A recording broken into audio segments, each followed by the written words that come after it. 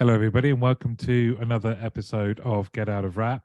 Today, I am pleased to say I'm joined by Joe Beal. Joe is the Chief Commercial Officer at DDC Outsourcing. I've got to know Joe recently at some amazing events, and we'll talk about them. But Joe, thanks very much for coming on Get Out of Rap. Thanks for having me, Martin. I'm been looking forward to joining this. I've seen a lot of information out there on social media and LinkedIn about it, so I'm pleased. I'm probably number 358 or something like that. So yeah, thanks for having me. No, no problems. We're up to like the 106, late 50s, early 160s. So Cool. still got some way to go to the 300s, but we'll just keep chipping away. Where did this, so you're Chief Commercial Officer now at a lovely organization. I know a lot of people there and a lot of time for you guys. I love what you do. But where did it all start for you then? So bizarrely, my career started out, I worked for a solicitors, so a local solicitors in Nottingham, probably about 25 years ago now. And I started studying law around the same time. So I was sort of going through my studies a bit and I started to study law. And working at solicitors, I got to see like grown-ups practicing law. And I looked at them and I thought, I'm not sure I want to be them. So at that point, I started to just look around and sort of disappoint my parents. And in general, that continued on for decades. But ultimately, where this sort of started was I worked for a company. I worked for Virgin Media, but it was NTL at the time, way back when. And I got into the sort of the customer comms space, really. So that was all about sort of how we interact with our customers from a sort of a retail customer, a business customer. Worked on some sort of billing platform stuff and some software, and then moved from then into a company called R. Donnelly. They were sort of a global communications business. I think at one point they were the largest print company in the world.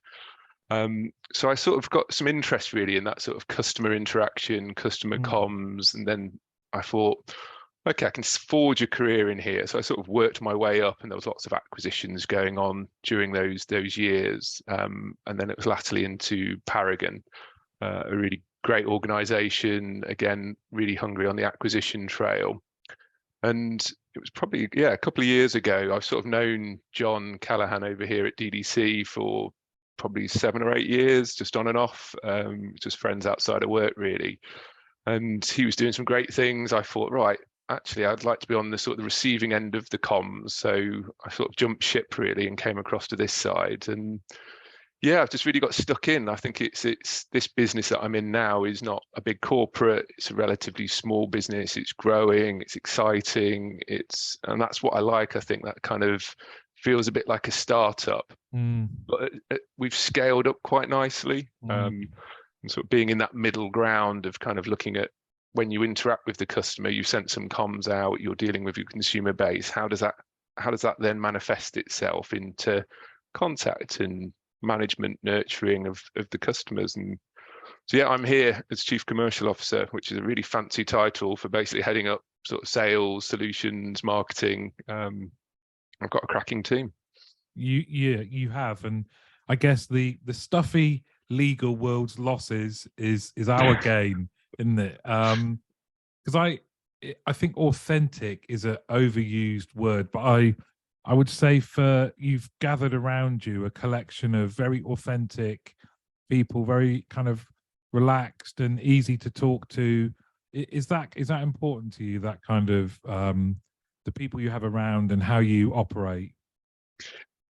Yeah, it just means everything, really. And sort of the age-old adage of people buy from people, I think that's sort of massively important with the people that you work with as well. So I sort of trust the entire team. They're kind of like, it's just friends, really. So you need that in work. So you need to be able to sort of rock up in the day and go, well, I've got work, but it's fine. I'm just dealing with people that I enjoy their company. I think if you're just that way inclined and you're sort of personable and you're nice and you just got good ethics, and you'll go a long way in business. And I think having those people around you is just massively important. Yeah, that's a lovely little snippet right there, just of how I think you should be, because you can you can still be successful, you can still be whilst also being kind at the same time, and that's kind of often overlooked, also it would appear anyway. Yeah, and I think especially in this world of like contact centers and customer Mm. service in general, you've got to sort of foster that attitude, really, that sort of mindset, that culture in the business, because the people you interact with in the company are those interacting with our customers. So you've got to almost practice what you preach from every level. And I think sort of from the advisor level up through the team leader community, everyone's looking at each other for support and guidance. I mean, most of the advisors I've got in this business know way more about contact centers and how they work than I do. So just spending time with them, you learn. And I think learning as well is hugely important. Just almost every day is a school day type Yeah. philosophy, but it's so is. And like just chatting to you and getting to know you and the work that you're doing is again is a learning curve for me. This is not the industry that I grew up in, but just understanding it. And what I do like, actually, I would say there's loads of competition out there. There's lots of businesses that are like us, but I think that's also really important. Yeah. And I think we all get on. We're not like fierce competitors, but I think we're all trying to carve out our own sort of destiny a bit and have a slice of the pie, but we have to work together to do it. And that's what I like about this sort of contact center world as well. Yeah, the concept of collaborative competition is definitely one that's prevalent in our industry, I would say. Hopefully, well, I don't know, but more so than in others, where you are quite happy to chat to your rivals, talk to them, even share ideas. Maybe not all your best ideas, but Yeah, no, absolutely. I remember being in a session. It was in Barclays HQ, actually. Probably it must have been 6 or 7 years ago, and there was a big. And I remember it for two reasons. There was a guy there that was presenting. It was all young entrepreneurs type setup. There was a guy that was the founder of an organization called Change Please. And it was basically helping homeless people in London by training them up to be baristas, so brewing coffee and stuff like that. And he just went down a storm and he's gone on to do amazing things. So he's worth looking up, that organization, Change Please, because he's very cool and he's got some great ideas. But it was during that session as well that we were all sat there as kind of suppliers to Barclays in some capacity. And they just said, wouldn't it be great if you just spoke to each other and then came to us with some ideas and some solutions, instead of us having to force the market to go and respond to stuff? And I think ever since then, I've been thinking, yeah, that's a cool way of looking at it. And we should spend more time collaborating on solutions that can change the game. I don't think enough of that happens, really. So that was a life lesson. That lesson then, did that lead to this kind of innovative, disruptive ways of bringing people together to generate new thought and new discussion? Whilst I've known Chrissy and like prior to knowing you, I first met you at one of your events, which I loved. I talked about on LinkedIn, DDC Discusses. I would liken that to something that is, well, it is something that's new. Was that kind of important to you when you were putting this together? And if you can maybe explain what they are. Yeah. So I think yes, it is massively important. So I love to do things slightly differently. So sort of talking about bringing science into the industry is one of the main things. So when Chrissy and I first met, we got together and I was talking about sort of what I represent and what I'd love to be part of when I came across to DDC, was just really trying to sort of almost, I hate the term thought leadership, but it's more sort of thought provocation. So I'd class DDC Discusses as a sort of the title of a series of sessions where we bring science into the industry. So we'll have scientists, lecturers, professors, I guess from the world of academia to come and talk to us a little bit, to stimulate conversation. So these are kind of like non-salesy events that obviously you've been to them, that really relax in some great settings, and we're looking to go across to sort of the UK with them. But at its core is trying to sort of lift up the stone on some of the latest and greatest technologies that are out there, and I guess the underlying science that sits alongside them, and trying to make them relevant to the industry that we're in is really important. But I guess just broadly coming to these sessions and going, that's interesting, I learned something, and I don't feel like I have to drop my business card in a goldfish bowl and then hopefully win a prize and to get sold something. And I think that's what really important to me, is that people can turn up to these sessions, learn something, and hopefully sort of build relationships with the people that we front up to talk at these sessions, and build a bit of an ecosystem around it so we can all learn from each other a bit. So yeah, that's kind of what DDC Discusses represent, is academia and science into the industry, and to hopefully drive stimulated conversation. Yeah, and I can talk a little bit more about types of sessions we've had. Oh, that would be great, because I would just wang on for ages. You know, even just the first one, and I was cock a hoop with because finally, it's always struck me as odd that there hasn't been this overlay of the approach of science into an industry that measures everything, records all of our interactions with customers.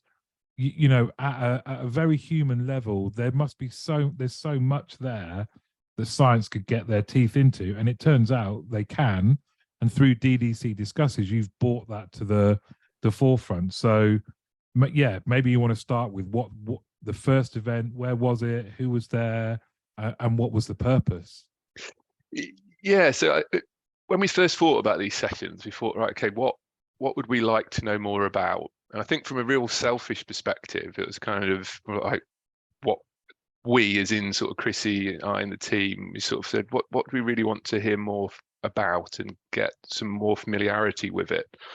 So we contact center, it's interaction, it's social interaction, it's the kind of the psychology of conversation. So we sort of narrowed down the search, and a colleague of mine had a past relationship and done some work with Liz Stokoe. So, and I'm from Leicester, Loughborough is relatively close. She's moved further down south now, and she's at LSE. But I thought, right, that's a good place to start. So just having a read about Liz's work online and the sort of stuff that she's into, I thought that is exactly what we want to do. It's sort of the art of the conversation. And then the juxtaposition of all the sort of the chat going on around ChatGPT, large language models and automation. It's kind of saying, well, okay, what does it mean? So how do we ensure that we are having proper conversations, that we understand the conversation, that computers aren't just misinterpreting information and serving up nonsense? So I thought, that's cool, we'll start there. So we had Liz for the first session. She had a great talk, lots of discussion around transcription as an art form as well. So how do you actually have a conversation, you listen to it and measure it? So it's almost the science around recording the conversations and how those different contributors to the conversation work. Lots of talk about the overlapping, the intent, the raised voice, the questions, and these applies to so many different industries, and we had lots of examples that she took us through. But I think it's once you know how these things are created, it's you instantly go at the kind of the weakness, the vulnerabilities, but almost in the same breath you're going, but we need to try it. We don't want to lose out on this stuff. We think it's really exciting. So Liz was the first one, and then Saul Albert came along. It's probably about sort of a month or so ago now, as our second edition of this, and he sort of took that theme on a little bit more and sort of really focused on how social interaction and the sort of the underlying psychology of the conversation is hugely important to make rational decisions. And we started to then sort of lots of conversations flowing as a result of it about how do we support our advisors? How do we use some of these techniques to sort of look at advisor assist, knowledge management? How do we take the work that the likes of ChatGPT are opening up for us with OpenAI and providing, serving information up to a user, a consumer, a person.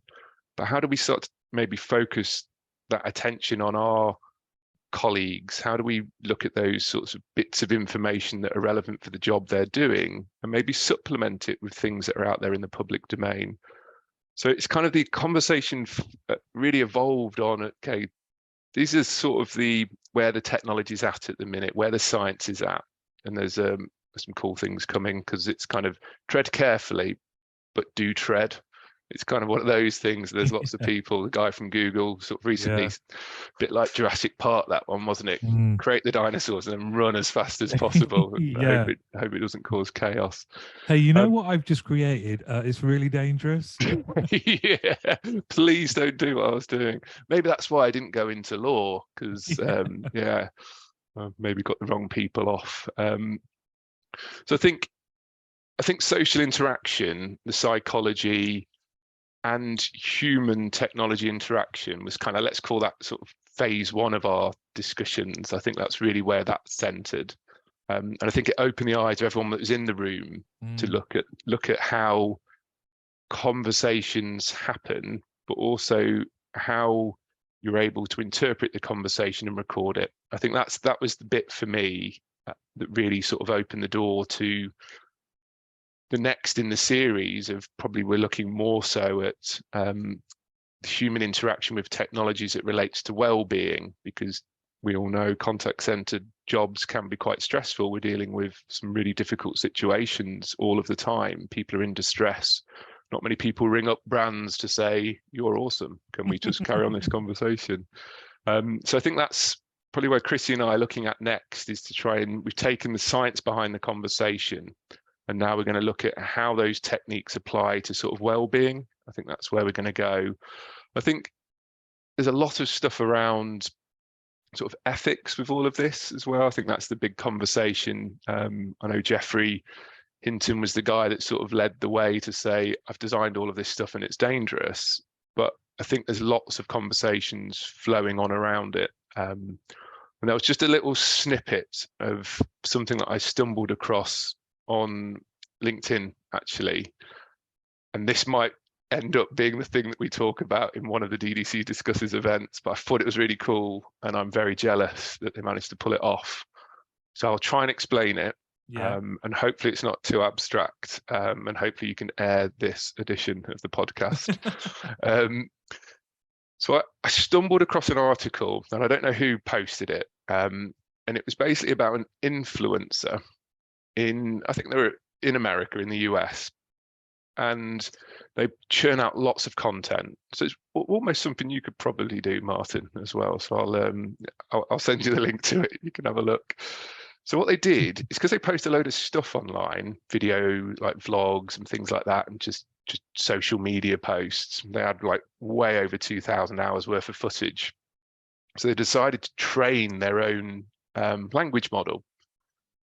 So they created a virtual assistant, a chatbot of themselves, so they could actually, I quite the phrase, sell themselves to a wider market in top-level conversation and insight.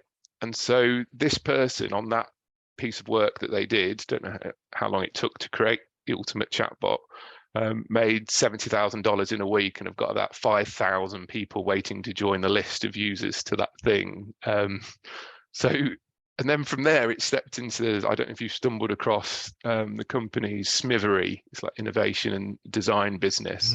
And there was a guy on there that sort of posted something similar. And there's a guy called John Wilshire. And the title of his post was "Hanging with Your Prosthetic Selves." And if you go back to Iron Man and the house party protocol, that sort of came in to say, I've created these virtual versions of myself that from time to time I'll need to check in and update them so they can be more like me, and then they can go and do a load of work for me. And it sort of then goes into marketing and how you buy in your community. But if you can't represent yourself in a community because you haven't got the time, you just create the virtual cells, deploy them, and do all of your work for you. So it's sort of that ethical bit in all of this where everyone's sort of treading very carefully and now asking the questions and the governments are getting on board. But the use cases of this are phenomenal and very interesting. So I'm hoping that we can have our own sort of house party protocol at one of the sessions. I would love to be part of that. And I think to go back right to that very first one, Elizabeth Stokoe, of course, I think I said to you, I fanboyed because Liz has written a book that I read a few years ago called Talk, The Science of Conversation. And I was quite evangelical about the things that she was talking about and how it struck me that we are hurtling forward with technology, which is brilliant. But what the work that Liz, and why I was so pleased that these DDC Discusses events of the application of academia, because what she was able to show and talk about was we don't fully understand what we're assessing. There's a better way. The application of science to the patterns that exist and the rules, and the rules that they've sort of constructed to better understand how we converse were mind-blowing. And yet what we've done is we've created technology to do what we're good at better and quicker and more more coverage. And the concept that Liz spoke about with emotional sentiment and the systems that are designed to flag for good intentions, oh, this person might be struggling. Her view was you don't fully understand conversations well enough to be able to assess it. And then even if you can assess it, should you, from an ethical point of view, should you? And that proposition in the room generated so much conversation. It was lovely to be part of it. So, and then, as you said, Saul taking that on another level about ChatGPT actually can't chat. And it's funny you said about prosthetic, because that's one of the takeaways Exactly, yeah, from his session was that the conversational AI or open AI is a prosthetic for us to use. Yeah, and I think that, like, going back to sort of Liz's talk as well on that sort of ethics point, is quite often when I first arrived here, I was amazed by the sort of the volume of, I don't know whether I was amazed or it was kind of expected, but when you're in the mix, it's kind of like, wow, it's a bit daunting. So many sort of technology providers, like different scales of them, but lots of people. And I guess with AI, people are rushing into this. There's huge investment going into it, so there's going to be even more. But I get sold to a lot by tech providers, and when we talk about the sort of the voice to text bit, and I think this is where at its heart of this sort of the art of the conversation and really understanding one, they talk about the examples of where they've helped these organizations, which I think is really important to understand the conversation and what it means and the intent. Because one of the first companies that was selling to me when I arrived here was talking about the ability to quality check large volumes of interactions using voice to text analysis. So, and obviously you listen to a call and you can't do that a lot of times. It takes a lot of time and energy and costs a lot of money. But you need to listen properly and understand it, taking lots of Liz's advice and the way that Saul talks about it too, to decide whether that was a good interaction or not. And then you apply, if you did that over a massive pool of communications using AI, you start to use that to drive red flags or warning signs, or you might then trigger a proactive comms out to your market if you find something in that conversation. I think that's what really dawned on me, is that you could be pulling up these red flags for no apparent reason and causing absolute chaos and sending comms out, which might be really confusing or alarmist. And I think it's that the science almost needs to play a vital role in this technology. And it's almost the race is going so fast because people want the best product that's going to make the most money as quickly as possible. And we're sort of saying, it's a good thing, we think, but we don't really yet know how best to deal with the responses it gives us. And I think that's, it's kind of those sorts of things and principles that we need to keep bringing to the table, really. And from someone, I worked in quality prior to that. It's always been operations and coaching team members. Some of the things that I think we would do us well to check in on is some of the methodology that Liz and Saul spoke about in terms of how do you understand conversations. Well, guess what? There's offers, there's acceptances, there's storytelling, there's the tellings, there's the go-ons. Some of this terminology, if we could use that and apply it to how we understand, assess, and feedback the interactions between our teams and customers, we would be making, quantum leaps forward with how we're conversing and how we're training and how we're coaching people to be good at communication with customers. Those sorts of takeaways I thought were just hugely invaluable from the DDC Discusses. And you said for the next ones that because again, we haven't mentioned the location. They've been at the British Library, which is just apt because it's a great location. It's dead handy when you get the train to St Pancras as well, because it's a 5-minute walk. But yeah, I mean, it's one of the best locations that I think I've ever hosted these sorts of things at in my entire career. It's especially that room, you feel, it feels like a proud moment to sit amongst those people that we didn't really know who they all were, but their headshots are hanging on the walls. But yeah, it's cracking to have lots of literature, lots of books, and then talk about science and academia. It's a good setting.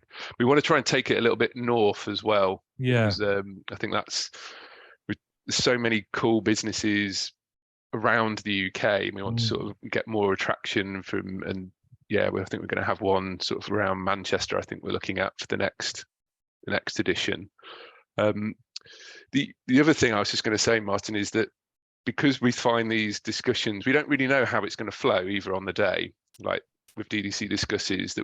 And what we find is even like some of the DDC people being there, we will have a sort of a second version of these internally. Yeah. So we'll get like the agents and the team managers and stuff together. And Liz came and did that session for that team. So we think, this is amazing. To your point around how do they understand the conversation? How can they get better at this? The sort of, and again, what you represent a lot of is kind of like the career contact center as a career and sort of getting the most out of it. I think it was so nice to be able to sort of say, it's not just for select people that happen to be in sales and marketing to rock up to these things, but it's actually for the people that do the job. So we follow up with our internal sessions on it too. I bet they love that, because I think it opens your mind to the possibilities of applying that level of detail and professionalism, I'd say, as well to our industry. It's definitely to be applauded. So as well as sort of going further north, and I totally agree, certainly even just from the contact center industry, right? There's amazing contact centers north of Watford, let's say. But you mentioned that you're going to be looking some like well-being as well. What's that going to look like, do you think? Yeah, I'd love to say who we're trying to get at the next event, but I don't know if we've got it confirmed yet. So I think it's got similarities. I think for this year, we're trying to have at least 3. I might push for a 4th. And I think the general underlying theme of conversation and psychology, I want to carry through, but I want to turn it more towards what does that actually mean to the agents, the advisors that are dealing with these calls, and I guess the importance of well-being. So a bit of well-being, a bit of culture, but hoping to get somebody to talk who's really in there right now doing some good work. So I think there'll be like bits that hopefully you'll come to the next one too. there'll be sort of information that you'll see flowing through. So this is be the third version. You'll get that theme around psychology, the science behind the conversation. The meaning of that conversation is as our advisors are dealing with the customers, how their interaction, how they feel as a result of it, and then how we're looking at technology to help and improve their well-being. And my boss John often says this, and it does make me cringe from time to time, and I'm going to get a t-shirt printed with it on, but that whole happy bees make tasty honey is doing the rounds at the moment. So it's about making sure that through understanding, education, support with technology, that our people can be happy in what they do. And that's hoping to encapsulate that in the next talk. It definitely is a phrase that's been doing the rounds, isn't it? Yeah. But I think things like that, cliches and things like that, they are like that because they're true. And I think it's interesting though that you still maintain that thread of the first two sessions into this next one, and again brings into play some of the. It's about the application for me, isn't it? It's how does this learning get applied into very, very commercial operations where, even though it may be collaborative, they're also very, very competitive as well. Yeah.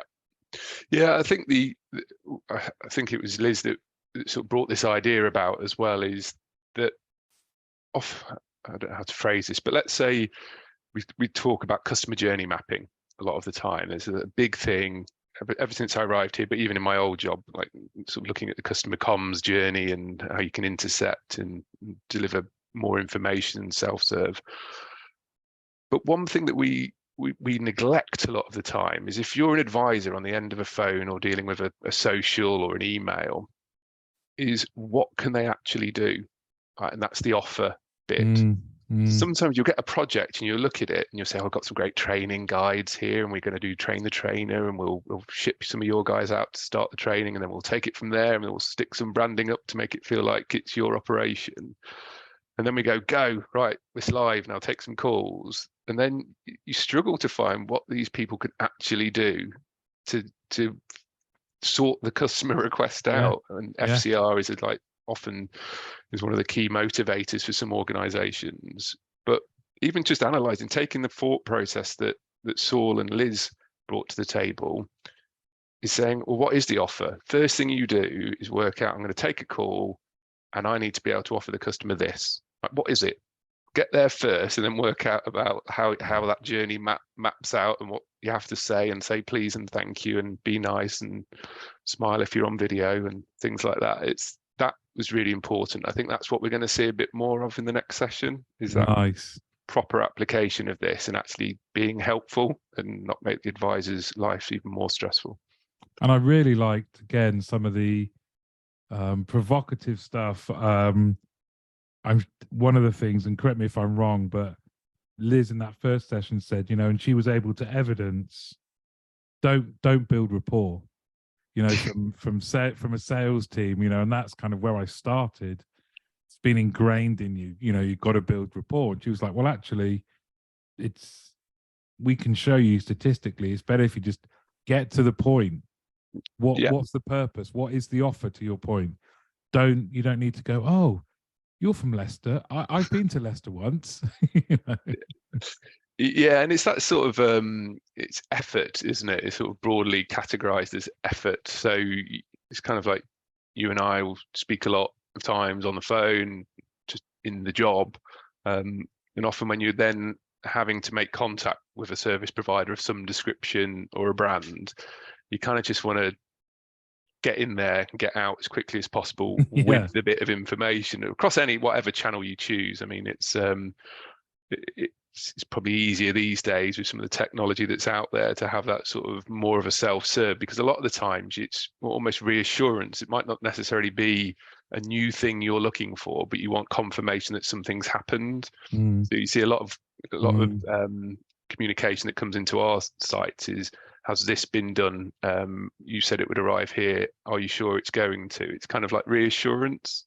And even to a degree, when you try to educate the teams to deal with these calls, it's kind of what are, again, the offers in those reassuring statements. And I think they're the bits that technology is trying to tackle. But again, contact is only usual when it's something that hasn't gone quite right. So it's tricky to get the offers sometimes, because it can be a little bit abstract sometimes, the requests that are coming in, because you think you've served up enough information to those customers to be able to sort of have that level of information at their disposal. But sometimes people just like to go, it's okay, yeah, don't worry about it, everything's fine. I think that's what we want to try and bring into the next session, definitely, is more around how our advisors are feeling during the calls, to see if they've got all of the information they need and how they can manage a conversation for a positive outcome for both. It's quite often the case that the advisor that's handling the call is often secondary in that relationship, and we want to sort of change that a little.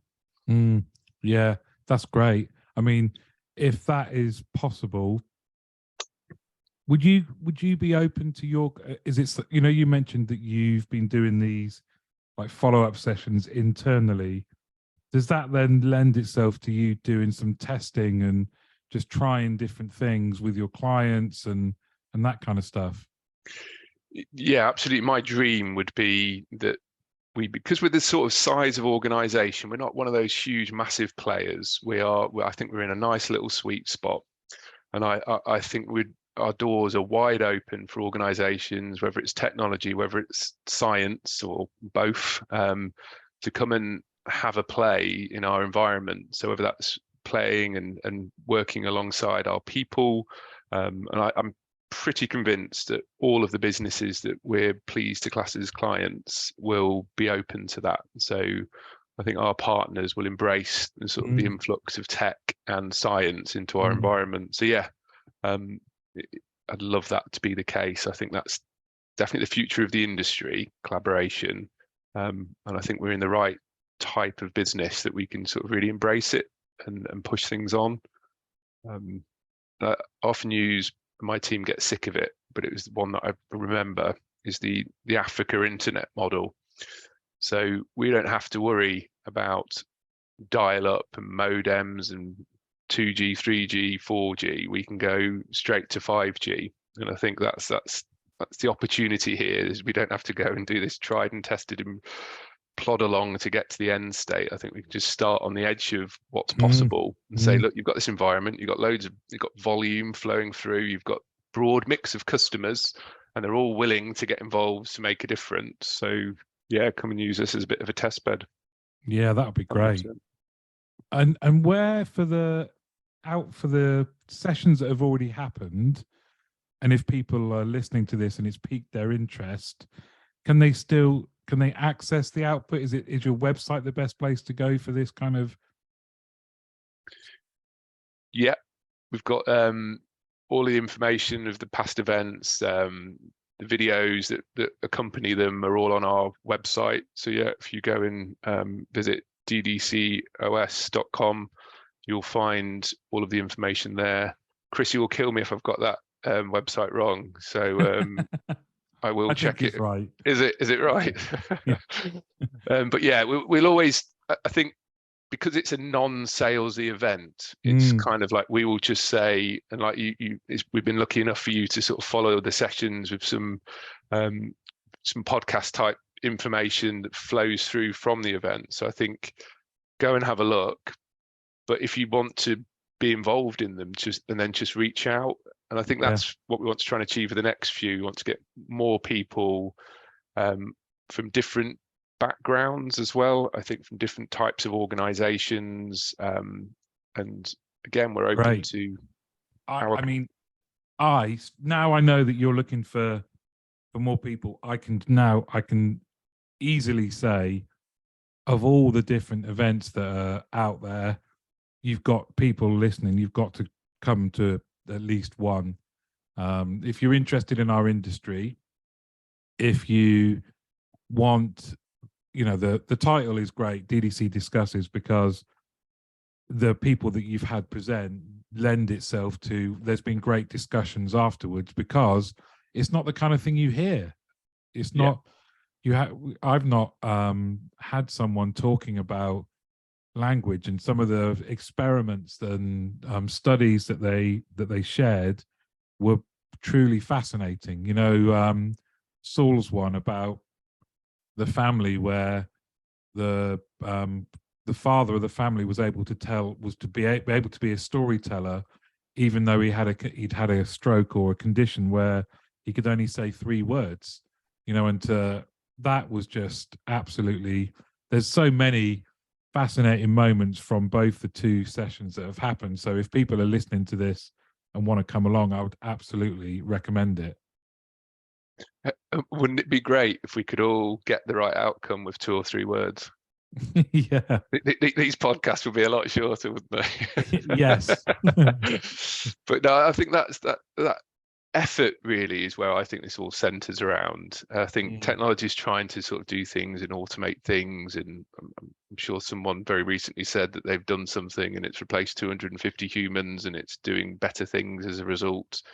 But I think it's pivoting the use of people in this equation, and it fundamentally is around the effort required. So if you're able to deal with more complex issues, or you're able to give more consultative advice to a consumer, because they're going to be bombarded with channels and be able to self-serve, but that interaction that you have is going to be richer, more meaningful. And I think even using the tech to support that conversation, the next generation of advisor assist stuff will have to be more sophisticated. It will have to learn in order to guide the person, because I think people will always want to communicate with people.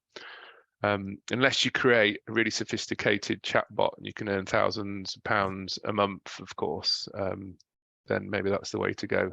We could all retire. But where does that then different? How do you give? Well, I mentioned this word earlier, authenticity, right? So is it in? And I think it was Saul that shared, we make verbal errors every 3 seconds when we're talking. So can't make loads. Yeah. So is it in those where we're going to become more attuned to errors, and we're going to say, this is how I'm certain that the person I'm listening to is a human, rather than the AI version of the voice being applied to a script? Yeah, it's crazy, isn't it? I think it's like almost having that sort of kite mark, isn't it, to say you have been handled by someone that's been powered by technology or something. It's going to be crazy. Yeah, it's a big topic, isn't it? I mean, I think personally, I know bandwidth has always been a problem in the past, but I think when you've got these new apps that are pushing more towards sort of video conversations as well, to a degree. So I think contact might be condensed down to things that are more significant, of value. So it might be the products you're buying are expensive, or the things that you're doing are sort of a meaningful transaction, like getting a mortgage is a big deal. You wouldn't want to just deal instantly with a chatbot and hope it all works out. So I think video will come to play a part. I think there was a series on BBC that was all about deep fakes and stuff like that. So it's not just when you can't see the person, it's also when you can see the person. Could you imagine a deep fake of me? That would be awful. But it's that sort of thing. How can you trust it? And you're always looking for a glitch, aren't you? Because these AI programs will put glitches in themselves. They'll make like people not get their words out fluently just to show that they're a bit more human-like. So you might have stumbled on something there, the human kite mark. Yeah, that's it. Just have something sort of on your head as when you're on the video calls. I am real. Yeah, it's crazy thought, isn't it? Maybe you have to have like a dog in the background or something to say, look, this animal is real. Yeah. Well, Hugo's already barked as well at some point in this, although I did mute myself as quickly as possible. But so we're hoping for more people to come along, and it's definitely worthwhile time, I would say, for an experience and a thought-provoking one that's unique in our industry. I know it's not nailed down yet, but roughly when are you thinking for the next one? Yeah, I think we're looking towards the sort of end of June time, but we're imminently going to be able to announce it. So yeah, as soon as we know, I'll definitely give you a buzz, Martin, and you can get it out there. Because I think, yeah, this one we want to try and get more people, a bit of a sort of a cross section of people, just to get that conversation flowing. And I'd also sort of welcome sort of those that are in the environment. So we talk about, we'll have special sessions for the advisors and team leaders, but I think they should rock up to these things as well. Yeah. I think it's important that we get every level of the business involved in this, because we need to start a bit of a movement on it. Well, I think you have already, and I applaud you for it. I think they've been brilliant sessions. I've loved coming to them, and I've loved talking about them today. So, Joe, thanks very much for coming in, and I will see you at the next DDC Discusses. Thank you, Martin. Thanks for having me.